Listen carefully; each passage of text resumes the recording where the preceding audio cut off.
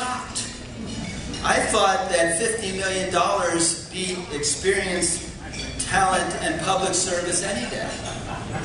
And then she told me that Dan Malloy got elected governor by 3,000 votes. And I thought, 3,000 votes. If Dick hadn't done as well, he wouldn't have gotten elected. Then she told me there are no Republican congressmen, as if I didn't know that. And then she said George Jepson was elected Attorney General. Now, I didn't know that because I knew George Wynn. You know, he lived in Stanford. So did Dick Blumenthal. So did Dan Malloy. And I'm thinking, my God, these guys got elected to higher office?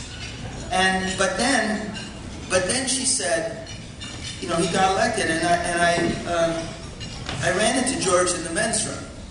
And while he was standing in one place and I was standing in another, we were having a conversation. And I said, George, are you getting rid of some of those frivolous lawsuits? And he said, yeah, haven't you read the Waterbury Republican?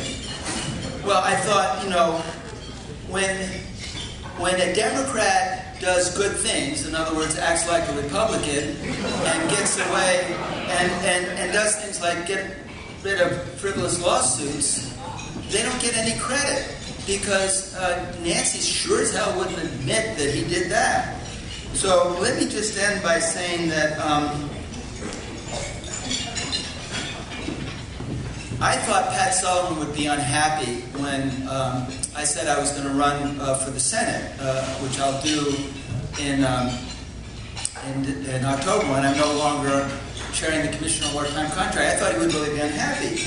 And then I realized the story Pat told me when I was first elected to the State House. When I was first elected to the State House, I put in a bill that tried to provide for competition in the liquor industry.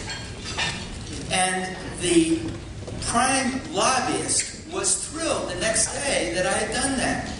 I mean, I was going right at the industry that this lobbyist was trying to protect. And then, you know, Pat came to me and said, Chris, you don't understand. He said, the day you put in that bill going after the liquor industry, the lobbyist wrote a letter and said, send more money. So I figure if Pat made $50 million, well, he didn't make it, he just got to decide where $50 million was spent. I mean, maybe it'll be 60 or 70, and if he gets a percent on that. So I realized that actually Pat likes me a lot. Thank you all very much.